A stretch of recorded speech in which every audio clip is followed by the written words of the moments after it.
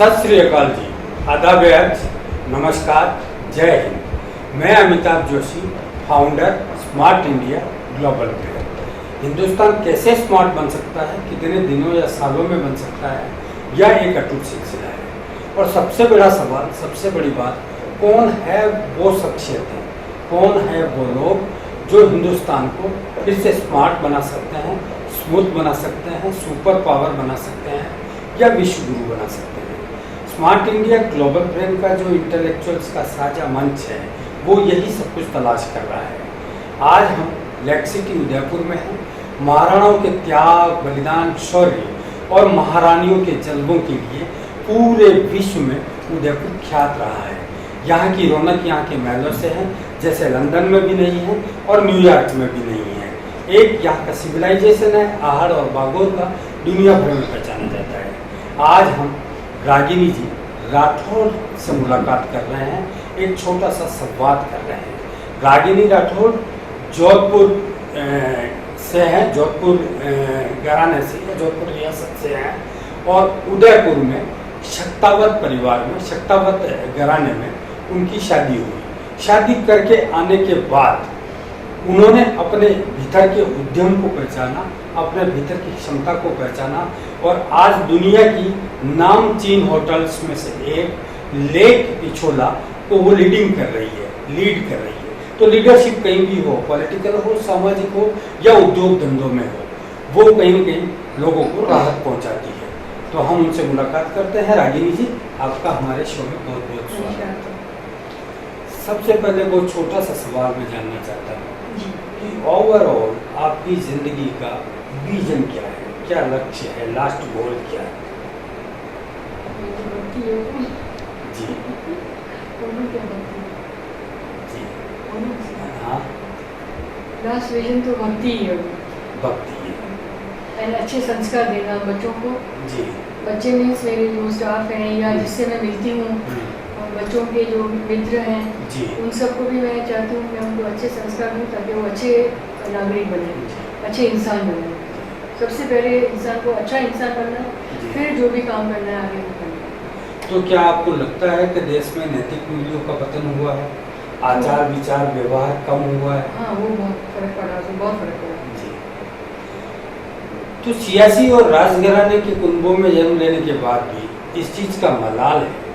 और रागिनी जी कह रही है कि आज हमारे देश को अगर स्मार्ट और स्मूथ होना है तो नैतिक आचार विचार व्यवहार और संस्कारों की फिर से ज़रूरत है।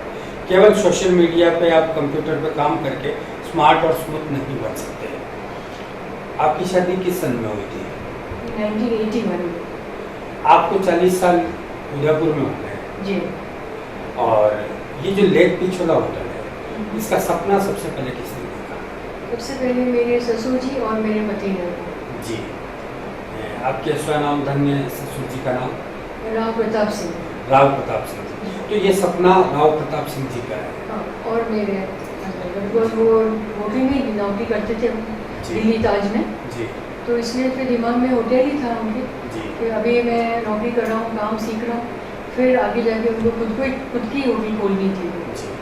तो फिर मेरे ससुर जी ने सपोर्ट किया, उन्होंने मदद करी। वे बहुत अच्छे आर्टिस्ट भी थे, तो उन्होंने ड्राइंग बनाई कि ऐसी होटल बननी चाहिए अपनी। जी। और फिर लोन लेके 3 दशक से ज़्यादा इस होटल को हो गए। हाँ, आराम से। तो दुनिया में कहाँ के सैलानी यहाँ आते हैं और ठहरते हैं आपके होटल में? पूरी दुनिया से, ऑल ओवर द वर्ल्ड। अभी कोरोना हो गया, उसके पहले तो सब जगह से आ रहे थे। France, Spain, Italy, Germany, England, America, China और रशिया से कम आ रहे थे। ऑस्ट्रेलिया, न्यूजीलैंड, हाँ, सब से आ रहे थे। जापान से भी आ रहे थे। टूरिज्म और डेवलपमेंट एक बहुत बड़ा सब्जेक्ट है। टूरिज्म है, इससे लोगों को रोजगार मिलता है और सरकारों को रेवेन्यू मिलता है, सही, उनको भी पैसा मिलता है। जी। तो टूरिज्म और डेवलपमेंट के मामले में अभी उदयपुर की क्या स्थिति है? अभी काफ़ी अच्छी है वैसे वो, बट फिर भी इसको और अच्छा करें तो अच्छा रहेगा। वैसे उदयपुर बहुत अच्छा शहर है, शांति प्रिय है। जो भी आता है, चाहे फॉरेनर आए चाहे इंडियन आए, अपने सब खुश हो भी जाते हैं उदयपुर से। रागिनी जी, आपके होटल से कुल कितने लोगों को प्रत्यक्ष अप्रत्यक्ष रोजगार मिल रहा है, उनका पेट भर रहा है। करीब 100 जनों का है। 100 जनों का प्रत्यक्ष अप्रत्यक्ष तौर पर पेट भर रहा जी। है। तो क्या आप थोड़ा सा आइडिया या आंकलन दे सकती हैं कि उदयपुर की जो होटल्स है और टूरिज्म व्यवसाय है, ये होटल व्यवसाय, इस होटल इंडस्ट्री से कितने लोगों का पेट भरता होगा? एक आइडिया, एक अंदाज। जोशी जी, होटल इंडस्ट्री से करीब करीब सबका ही पेट भरता है। जैसे जी। आप देख लीजिए कि उसमें फूड वाला, फ्रूट वाला, सब्जी वाला, मोमबत्तियाँ, छोटी से छोटी चीज़ से लेके इवन ऑटो वाले, जी। टैक्सी है, ऑटो चलाते हैं, तो सब लोग इतने खुश हैं कि उनका घर चल रहा है। उनके, मैं कितने लोगों को जानती हूँ ऑटो वालों को, जिनके पहले खुद के घर नहीं थे, जी। लेकिन अब उनके खुद के घर बन गए हैं, अलग अलग घर बन गए हैं। 2-3 भाई हैं, तो पहले ज़्यादातर मुस्लिम फैमिली सब एक ही घर में रहते थे, अब लेकिन उनके सबके अलग अलग घर बन गए हैं। फिर आप देख लीजिए, जैसे कारपेंटर है, बिजली वाले हैं, सैनिटरी वाले हैं, मतलब इन सबको ये कपड़े मटेरियल में जो है उद्योग है, कपड़ा उद्योग है, उसमें भी मतलब हर एक चीज़ में जो ये मेसन है, मिस्त्री जो काम करते हैं, मतलब आप कोई, आई थिंक कोई पीछे नहीं छूटेगा जो इससे जुड़ा हुआ नहीं है। ये होटल की स्थापना हुई एक स्वप्न था आपके ससुर जी का, और ये आगे बढ़ा, सब कुछ आया। आपको क्या जरूरत आ पड़ी कि आप इस फील्ड में आ गई? बिकॉज मैं होटल बनने से पहले मेरे दोनों बच्चे हो गए थे जी। और मैं फ्री थी। मेरे सासू जी भी मेरी बहुत मदद करते थे, तो और फिर पढ़ी लिखी भी थी, तो मेरे पति ने बोला कि आओ। और फिर मेरे पिता के घर में भी होटल थी। राजपूत फैमिली में थोड़ी सी कहते हैं, ऐसा सुनते हैं, हाँ, कि एक दकियानुसी या तंग दायरा होता है जहाँ महिलाओं को नहीं देते हैं, तो आपको परमिशन मिल गई? वो रहना भी यही था, होटल भी यही थी, तो इसलिए आराम था। और फिर स्टाफ भी आधे मेरे ससुराल के थे, आधे मेरे पियर के थे, जी। तो वो भी एक सपोर्ट रहा उनका भी। एंड फिर ऐसी बात नहीं है कि राजपूत लेडीज़ आगे नहीं आती है, वो अपने दायरे में रह के काम करें जी। तो कोई मना नहीं करेगा वो, जी। और बिना दायरे में रह के करें तो वो पसंद नहीं आएगा लोगों को। और पहले भी, जैसे अभी तो आप जैसे बोल रहे हैं होटल होटल ये सब, बट पुराने ज़माने में भी वो अपना सब काम देखती थी। पुरानी चतरानियाँ भी, उनको घुड़सवारी आती थी, तलवार चलाना आता था, उस ज़माने में वही काम ज़रूरी था तो वो आता था। अभी इस ज़माने में इस टाइप का काम ज़रूरी है, तो लोगों ने इस टाइप का काम सीख लिया, और साथ साथ में वो भी सीखा हुआ है। शूटिंग भी आती है, ड्राइविंग, कुकिंग, सब चीज़ ट्रेनिंग देते हैं, मतलब बच्चों को, लड़कियों को भी देते हैं, लड़कों को भी देते हैं। महिला सशक्तिकरण का बहुत हल्ला मचता है, सरकारें भी मचाती है, NGO जो काम करते हैं वो भी महिला सशक्तिकरण, और मीडिया भी मचाता है, पर एक बैलेंसिंग वुमेन एम्पावरमेंट जिसको कहते हैं, महिला सशक्तिकरण, उसके बारे में आपकी क्या इच्छा है कि कैसे बैलेंसिंग हो सकता है? आजकल जो ये सरकारें, NGO ये हल्ला मचा रहे हैं, एक पारिवारिक सामाजिक विघटन भी आ रहा है। हाँ, ये आपस में, मतलब परिवार अगर मिल के रहे, मिल के काम करें तो ज़्यादा अच्छा रहेगा। जी। मतलब जैसे परिवार में सास है या कोई बेटी है, ननद है, कुछ भी है, तो उनका भी सपोर्ट रहेगा, जेंट्स लोगों का भी सपोर्ट रहता है, तो महिला काम भी कर सकती है और घर को भी संभाल सकती है। मतलब ईश्वर ने ये महिला को ऐसा मतलब पावर दिया है ऑटोमेटिक, जो ये दोनों काम कर सकती है, और आदमी होगा वो दोनों काम नहीं कर सकेगा। तो बहुत कम परसेंटेज आदमी होंगे जो घर का काम भी देख लेंगे, बच्चों को भी संभाल लेंगे, काम भी कर लेंगे, लेकिन महिलाओं के पास इतना पावर होता है कि वो दोनों काम कर सकती है, मतलब घर भी संभाल सकती है और जॉब भी कर सकती है। क्या आपने विदेशों के होटल भी देखे हैं? नहीं, मैं विदेशों में बहुत, जैसे नेपाल चले गए, श्रीलंका चले जी, जी, गए, जी। ऐसे तो फिर ये सोचते रहे कि भाई अच्छा, भारत के पड़ोसी देशों में आप पड़ोसी गए। देशों में। तो जिन पड़ोसी देशों में गए, वहाँ के होटल्स का जो स्ट्रक्चर है और हमारे होटल्स का जो स्ट्रक्चर है, उसमें क्या? वो तो बहुत फर्क है। वो अपने भारत की होटलें बहुत अच्छी हैं, जी।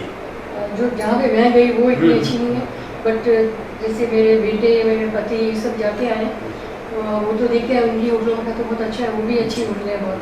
और होटलों में भी कैटेगरी होती है, 5 star, 7 star, 4 star, 3 star, 2 star. Lake Pichola किस कैटेगरी में आता है? लेक पिछोला वैसे तो हेरिटेज होटल है, जी। हेरिटेज कैटेगरी में आती है, हेरिटेज बेसिक। जी। और जैसे हमारे सिटी पैलेस वगैरह है वो हेरिटेज ग्रैंड में आता है जी। ऐसे। और अदरवाइज के स्टार वाइज गिने हैं तो 3 स्टार, 4 स्टार। अब स्विमिंग पूल बन जाए तो 4 स्टार है, अगर स्विमिंग पूल नहीं होता है तो 3 स्टार होता है। इस होटल के क्षेत्र में आने के बाद जी लेक पिछोला भी अपने आप में विश्व में ख्यातनाम होटल बन चुका है। हाँ। इसका 3 दशक का एक सफ़र रहा है और ये सफ़र कहीं आगे रुका है।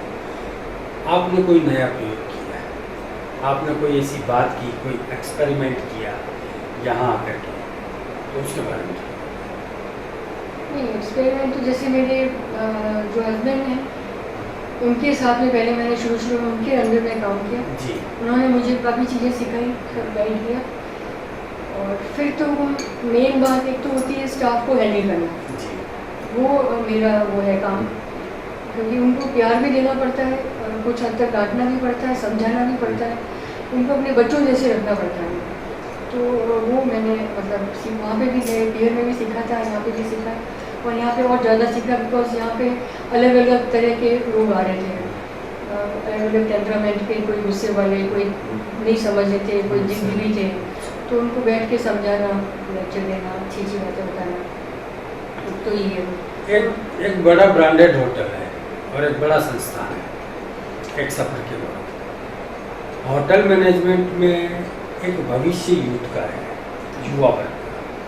तो युवा वर्ग के लिए आपके दिमाग में कोई प्लानिंग है कि भविष्य में इस होटल से अलग जाके कोई स्कूल, कॉलेज, यूनिवर्सिटी या इसी होटल में उनको ट्रेनिंग देने का कोई प्रोग्राम? इस होटल अपनी जी जी इसमें ट्रेनिंग के लिए आते हैं बच्चे जी जो यहाँ पे जो होटल मैनेजमेंट स्कूल के बच्चे यहाँ पे ट्रेनिंग के लिए आते हैं, 6 महीने ट्रेनिंग करते हैं जी अलग अलग फील्ड में, कोई किचन में, कोई फ्रंट ऑफिस, कोई हाउसकीपिंग, ऐसे कोई रेस्टोरेंट में, ऐसे अलग अलग ट्रेनिंग लेके फिर वापस आते हैं। तो उनको जॉब भी मिलता है, उस समय सैलरी भी मिलती है एंड ट्रेनिंग भी मिलती है। होटल व्यवसाय जो है इसकी समस्याएं क्या है कोरोना के बाद विशेषकर, क्या बड़ी प्रॉब्लम्स है? तो आप बताना चाहती हैं कि केंद्र सरकार या राज्य सरकार है या जो टूरिज्म के डिपार्टमेंट है हमारे सरकार, वो कहीं मदद करे या आगे? मैंने थोड़ा बहुत किया है, वो बिजली में थोड़ा कम किया है रेट। जी जैसे होटल को इंडस्ट्री मानते हैं हम, तो जो इंडस्ट्री की रेट है हम चाहते हैं वही रेट लगा दें, तो थोड़ा 1 पॉइंट ही कम किया मतलब लोग। फिर जैसे बाहर है तो बाहर की बहुत ज़्यादा रेट है, तो उनकी थोड़ी रेट कम करें तो हम थोड़ा वो पूरा पड़े। और कोई टैक्सेशन में अगर हेल्प कर सके तो कर सकते हैं अभी, बिकॉज अभी काफ़ी होटलें तो बंद हो गई थी, काफ़ी रेस्टोरेंट बंद हो गए थे। और कुछ के पास बैलेंस था तो उन्होंने थोड़ा चला लिया, बैंक बैलेंस अगर पड़ा था किसी के पास तो उन्होंने अपनी गाड़ी चला ली, बाकी चलाना बहुत मुश्किल था।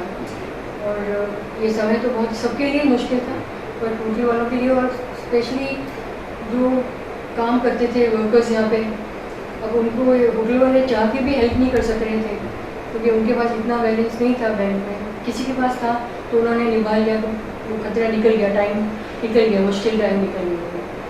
तो एंड जैसे कोई रोड्स वगैरह ठीक रखें और पुलिस वाला भी कोई सिक्योरिटी रहे, एक हेल्प रहे टूरिस्ट को, कोई भी टूरिस्ट आए कोई कुछ पूछे करे, उनके लिए हेल्प के लिए कोई बूथ वगैरह बन जाए अलग अलग जगह पे, थोड़ी डस्टबिन लगा दें सिटी में अलग अलग, ताकि वो कचरा उसमें डालें। जैसे उदयपुर काफ़ी साफ सिटी है। उदयपुर को स्मार्ट सिटी बनाने में होटल्स का क्या योगदान है? होटल का एक तो सफाई में काफ़ी होटल्स वालों ने हेल्प किया एंड होटल वालों का बहुत प्रेम रहता है, वो निस्वार्थ जाके अपने टूरिस्ट उनको गेस्ट को हेल्प करते हैं कि भाई आप यहाँ जाइए, ये देखिए, ऐसा करिए, ऐसे घूमिए।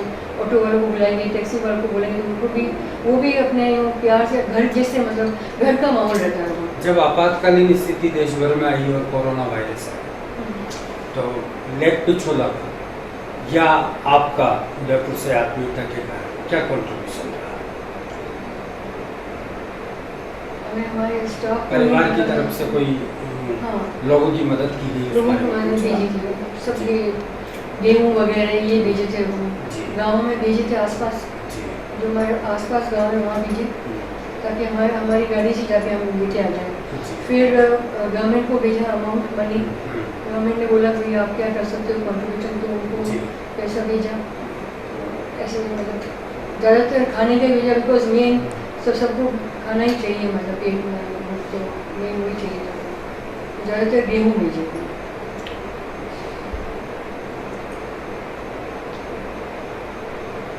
3 दशक का सफर लेग पिछोला पूरा कर चुका है और एक सफल और कामयाब महिला उद्यमी के रूप में रागिनी राठौड़ ने अपनी पहचान भी बनाई है। एक आत्मीयता है और लोगों के प्रति एक स्नेह और उनके सामाजिक सरोकार भी है। जब आपातकालीन स्थिति होती तो उनका मन कहता है कि मुझे जनता की जनमानस की मदद करनी चाहिए और कभी भी लेग पिछोला या इससे जुड़ा हुआ जो परिवार है, जो फाउंडर परिवार है, वो उदयपुर में लोगों की मदद में पीछे नहीं रहता है। अब हम जानते हैं स्मार्ट इंडिया कैसे बन सकता है, हिंदुस्तान कैसे स्मार्ट बन सकता है। स्मार्ट एक तो सबसे पहले तो हम गृहिणी को, लेडीज़ को स्मार्ट बनना पड़ेगा। अगर वो स्मार्ट होगी तो सब स्मार्ट हो जाएगा अच्छी तरह से। तो अगर औरतों में अच्छे संस्कार, और संस्कार में सब चीज़ आती है, मेहनत, बहादुरी, अपनापन और हार्ड, मतलब मेहनत आ गया, हार्ड वर्किंग आ गया, वो सब। तो अगर औरतें स्मार्ट बनेगी घर की हो, चाहे वो कोई भी हो, मेरी कोई छोटा से छोटा काम भी कर रही हो, तो वो भी अगर स्मार्ट बनेगी तो ही इंडिया स्मार्ट बन सकता है। सनातन संस्कारों, रीति रिवाजों और जीवन मूल्यों को जिया है इस परिवार ने। आपका इसके बारे में क्या कहना है कि आज कितनी ज़रूरत है सनातन संस्कारों की, रीति रिवाजों की, हमारे लोक रंगों की, लोक संस्कृति की और जीवन मूल्यों? इसकी तो बहुत ज़्यादा ज़रूरत है, इसमें बहुत कम हो गए हैं ये। जी। तो मतलब और अपने हमारे जो सनातन धर्म है उसमें हर चीज़ साइंटिफिकली जुड़ी हुई है। तो वो क्या है कि लोगों को साइंटिफिक तरीके से बताया नहीं, तो लोगों ने उसको अपनाया नहीं। लोग भूलते गए कि ये क्या है, बेकार की बातें, बेकार की बातें यूँ करते, और लोगों ने माना नहीं। जैसे हमको भी मिशन स्कूल में पढ़ाया, लेकिन हमको फिर सनातन चीज़ें भी सिखाई हुई अपने दादी से, नानी से, पिता से, माता से, सबसे, अपनी बुआओं से, सबसे सीखा हमने। तो वही, और हमारी जो स्टाफ की लेडीज़ थी उन्होंने भी हमको सिखाया काफ़ी चीज़ें। तो इस तरीके से अगर अपन इसको मेंटेन रखेंगे तो अपने भी फ़ायदा होगा और हेल्थ के लिए भी फ़ायदा होगा ये। तो अगर हेल्दी रहेगा इंसान तो भी तरक्की होगी देश की। तो सनातन तो बहुत ज़रूरी है। एक पुरातन सियासी परंपरा से आए हैं आप, राजपूत परिवार से, जिन्होंने देश की मदद की, देश प्रशासन भी किया, लेकिन आज एक गलत इतिहास पढ़ाया जाता है। हाँ। और जो महाराणा, जो पुरोधा हमारे, जिन्होंने अपने सर कटवा लिए, न सिर्फ उन्होंने कटवाए, उनके पुत्रों ने कटवाए, फिर उनके पोतों ने कटवाए, 4-4, 5-5, 6-6 पीढ़ियाँ शहीद हो गई। इस बारे में आपका क्या कहना है कि इतिहास को किस तरीके से वापस किया जाए? जो सत्य है वो दिखाया जाए जी। और उसके ऊपर गर्व किया जाए, जी। ताकि अभी के बच्चे भी सीखें, उनमें भी देशभक्ति की भावना आनी बहुत ज़रूरी है। बिकॉज देशभक्ति की भावना आएगी तो भी देश बहुत तरक्की करेगा। मतलब अपना तो होना चाहिए कहीं हमारा देश है ऐसा। तो अब वो पहले तो अलग अलग स्टेट थे, अब भारत का झंडा है, तो अब भारत हमारा देश है, सनातन हमारा धर्म है। तो सब धर्म को हम लेके चलने वाले हैं अपन। ऐसा नहीं हम जैसे अपने जो पहले राजा महाराणा वगैरह थे, उनके अंदर में हर एक कौम रहती थी वो। तो ऐसा नहीं था वो सिर्फ क्षत्रिय की मदद करते थे, वो सबकी मदद करते थे। वर्ण व्यवस्था पूरी थी। सब वर्ण अपने अपने हिसाब से काम करते थे। क्षत्रियों को काम था रक्षा करना, वो रक्षा करते थे। ब्राह्मणों का काम था शिक्षा देना, मार्गदर्शन करना, तो वो वैसा करते थे। वो वैश्य का काम था बिजनेस चलाना, अपनी सब अर्थव्यवस्था अच्छी रखनी, और इन सब का साथ देना वो करते थे। तो ऐसे वैसे व्यवस्था, हर एक चीज़ व्यवस्था जो चले तो मतलब अच्छा रहेगा और तरक्की भी होगी देश की। मतलब सिस्टमेटिक चलना चाहिए हर चीज़। लोक संस्कृति, लोक त्योहार, लोक संगीत और लोक रंग होटल व्यवसाय से भी जुड़े हैं। हाँ। और ये भारत का एक देश है। ये सब विरासत राजपूतों की है, क्योंकि ये कल्चर, ये संगीत, ये सारी चीज़ें राजपूतों से ही आई है। तो इसके लिए आप उदयपुर में या मेवाड़ में कुछ भविष्य में करना चाहेंगे? उदयपुर में भी कुछ मन में आता है कि इन चीज़ों का वातावरण भी बनाए, फिर बना रहेगा। जैसे गणगौर फेस्टिवल होता है हमारे, तो वो उसको थोड़ा और बेटर करें, अच्छा करें, तो मतलब सही तरीके से। अब जैसे वो थोड़े अच्छे लोगों को बिठाया करें, जो पुराने गीत हैं उनको वापस रेनू करें, मतलब उनकी पहचान मिले, लोगों को बताए। तो सब मिक्स करके बना देते हैं। तो थोड़े ठीक है, मस्ती के लिए आप कर लो, लेकिन इसका भी ज्ञान होना ज़रूरी है। अब जैसे कोई कहता है आप पुरानी हिस्ट्री पढ़ के क्या करोगे, तो लेकिन हिस्ट्री पढ़ने से क्या होगा, आपको पता पड़ेगा कि किसने कैसे धोखा किया, कैसे युद्ध किया, कैसे जीते, गुरिल्ला वॉरफेयर किया। तो अभी भी वो स्थिति काम में आ सकती है कोई कोई जगह में। तो इतिहास तो बहुत सिखाता है।